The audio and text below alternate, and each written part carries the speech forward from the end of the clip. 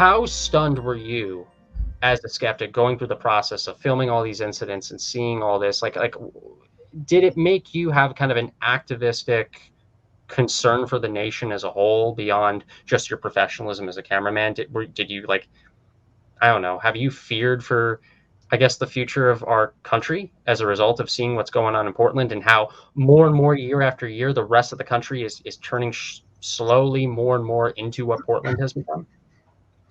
Yeah, I mean, I never like to think of myself or call myself an activist. There's just something about that word that doesn't sit well with me, but at the same time, it probably does apply because I see these events unfold, and I am just immediately concerned, and I just immediately want to do something about it. And so, yeah, as I saw this sort of slowly unfolding, largely at PSU and in the streets of Portland, I started to see all this bizarre behavior and more violent behavior and more instances of Antifa and, Black Lives Matter protests and all these things just going off the rails. And yeah, I just naturally am someone that wants to do something positive and try to correct course if possible. And so yeah, that's largely the motivation for doing the work and that's something that, with my interest in philosophy, I'm not interested in only philosophizing in an abstract sense if it doesn't affect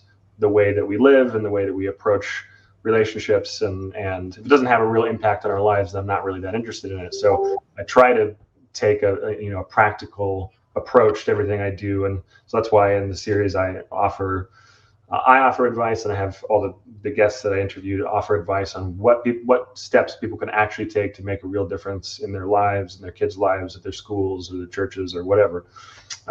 So that's an important part of what I'm doing. So I guess it's probably fair to use the word activist, but I guess I don't like the label. And do you think that advice has been taken well? Like, I know you had an entire series kind of after the documentary aired about like solutions that Right. would be made in order to fix this whole fight. Yeah, I mean, I think people appreciate it. I mean, I think that at this point there were so many people pointing out the problem, and I wanted to do that too. I wanted to explain the origins of this stuff, which is what I did in the first couple episodes, especially with Jim and Helen.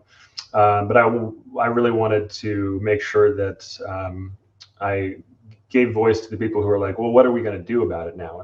Everyone is starting to become aware of this stuff, and what can we actually do? So, I mean, I've gotten a lot of great feedback, and I've definitely heard from quite a few people who will use my content to try to explain things to their school board or to whoever. So it seems to be making something of an impact. It's hard to say how much, but it seems to be going well, thankfully. I guess going into the different groups within Portland now, like how I know, the height I know of Antifa's, I guess you could say, success when it comes to national attention, I know was around 2020 when you had, even though Seattle is not Portland, they're in different states. A lot of the same activists were kind of there, and I know when Chaz and Chop were kind of active, Antifa was glorified by celebrities, by activists, despite the fact that they were this quasi-religious group engaging in actual violence.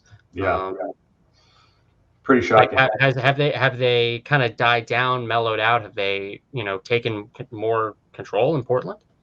I mean, so in late 2020, we kind of had our own mini Chaz. Some people called it RAZ, RHAZ, which was the Red House Autonomous Zone.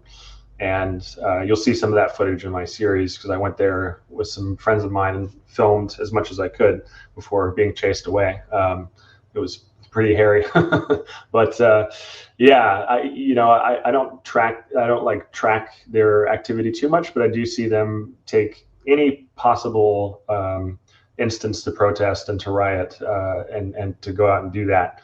The rioting did happen for something like it was well over 100 days straight in Portland in 2020, and then it kept going in various places in 2021, and it still happens at times even now. So thankfully it's not quite as bad as it was in 2020, But they're still around. Those people still exist, and like I said, they take any opportunity they can to break, shed, and burn things down and hurt people, all in the name of their cause.